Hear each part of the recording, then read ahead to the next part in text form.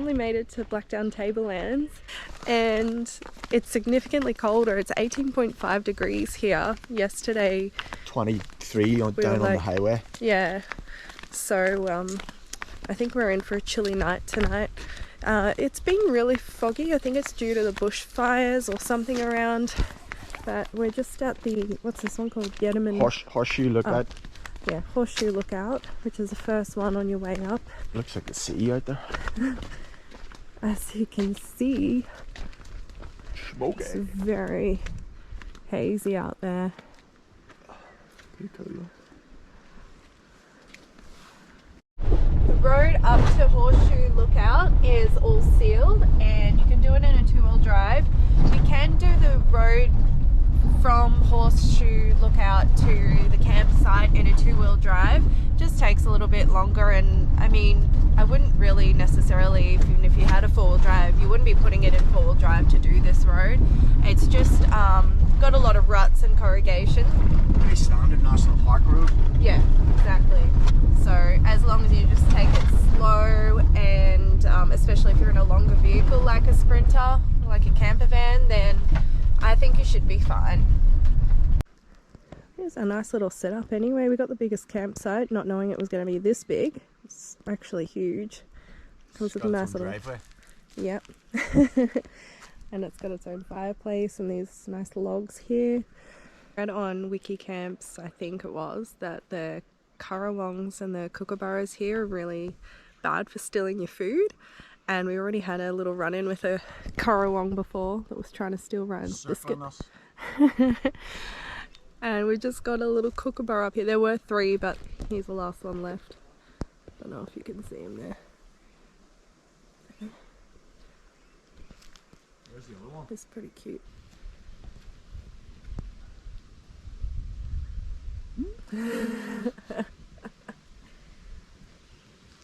Oh, that's so owl-like. What he just did. It's the head movements. Yeah.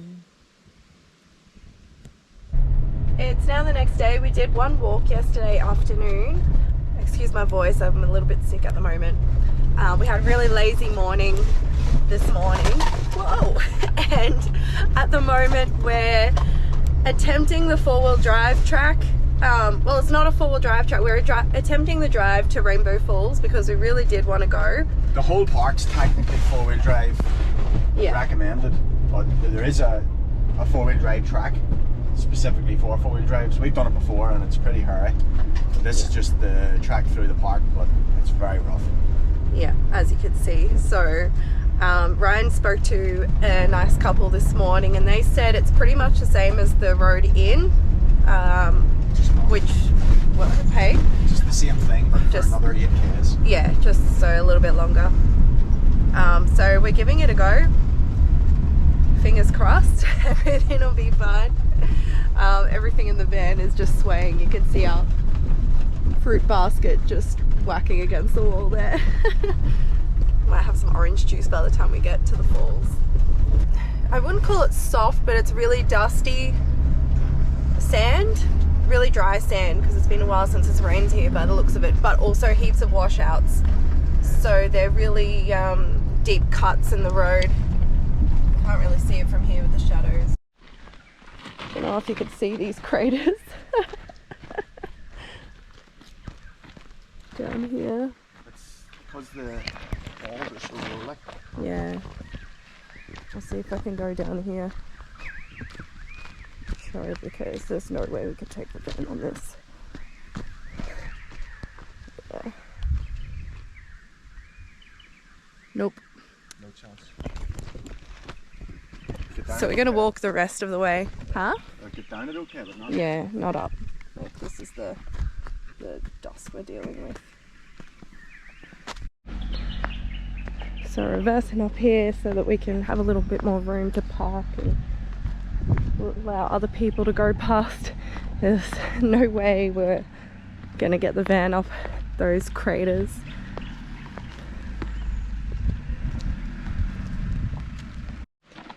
It's all the little pebbles that don't help. Whoa. Oh shit. got all these little pebbly things, so you just roll on them.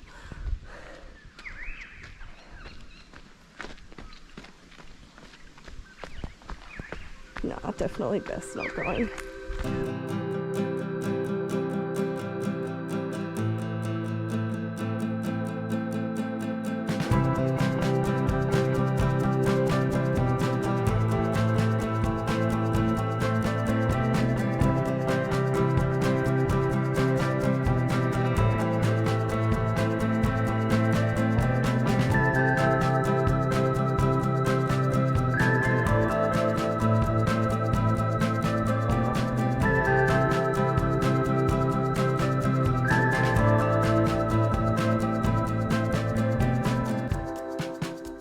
It's freezing! It's so cold! Took my breath away.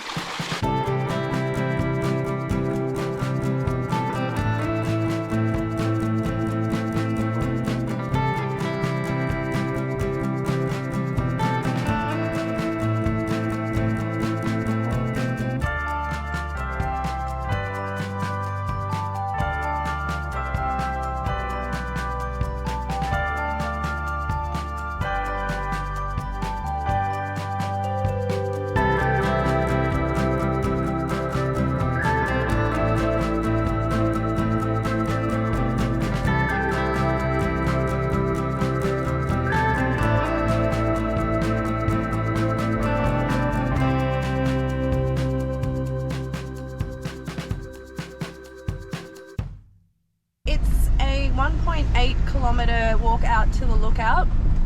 So we went to there, and then it's 2 k's out to Rainbow Falls. So it's an extra 200 meters past the lookout, but it consists of 240 stairs and some steep slopes and slippery bits, according to the sign out the front. We actually didn't go down to the falls. We went right and went a little bit further up to the top pools, and it's such a magical spot. The water's freezing, but it's so worth getting in, and definitely made our time here even more worth it, because I didn't think we were going to get to have a swim at all while we were up here. We parked up a little bit before the car park.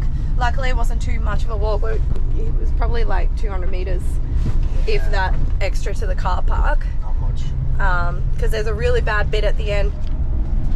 I mean, if you want to attempt it, that's on you, that's not on us. But the road's crap. yeah, it is crap. Look at that. But it's doable. Yeah, definitely. But anyway, now we're off back to our campsite. We're gonna have some chili chip sandwiches and a coffee or a tea, because we're starving, and it's now 20 to 3 p.m. And well, we were pretty lazy this morning. We woke up, had some toasties, and then went back to sleep because it was really cold, and we didn't wake up again until 11 o'clock, which we never do, but it's freezing up here and we're not on a time limit, so we do what we want.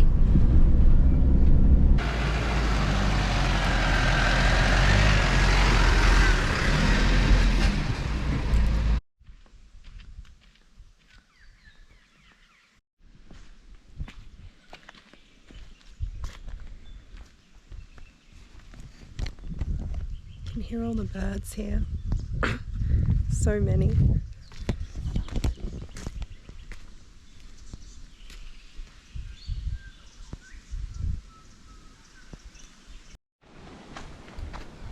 This is really pretty here.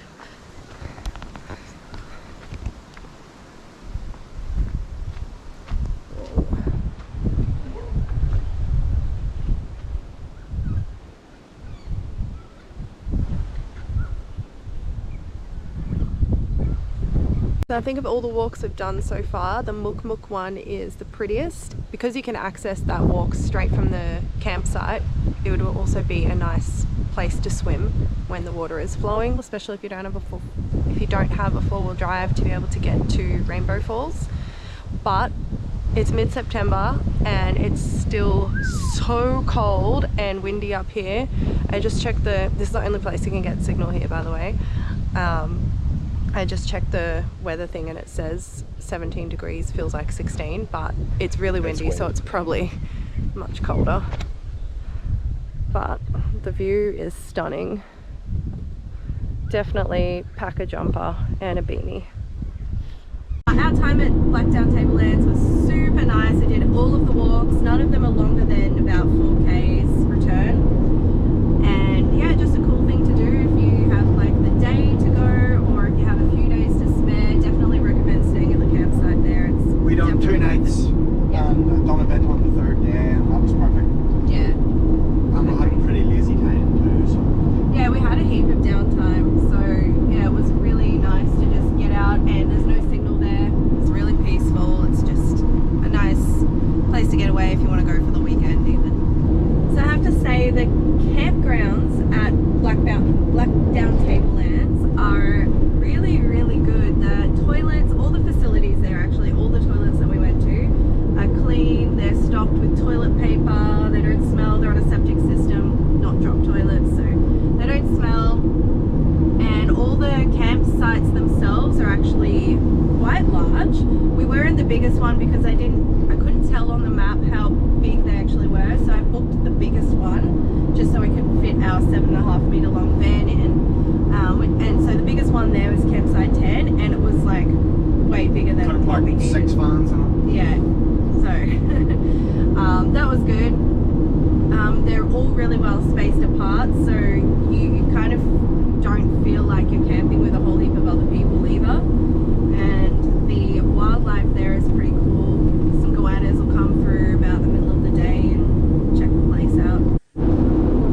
That concludes our trip to Blackdown Tablelands. On our way out, we did the Gudella walk, which is a 3.6 kilometer return walk. And the view was very hazy because there's some bushfires at the moment. I think they're just doing burns, yeah. Well, it's hazy, so the view was a little bit not as good as it could be, but it was still really nice. The walk was really pretty. There's heaps of birds chirping and a fair bit to see. So now we are on our way back to Rocky, where we have a few chores to do. We need to change our van rego over. Our water pump has not been, it's been very temperamental for the last probably 2 weeks or so. So we're just waiting on a part for that so that Ryan can fix it, because it's pretty annoying. Every time we need to use it, it'll like work for a bit and then stop, and then Ryan's got to go under and jiggle the wires.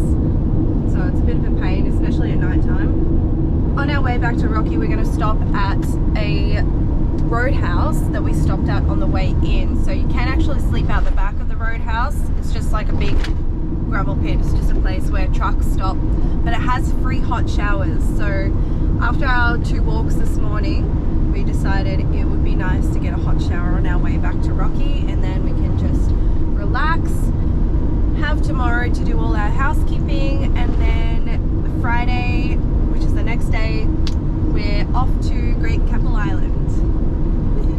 For a little bit of a swim. Yeah, see some fishies.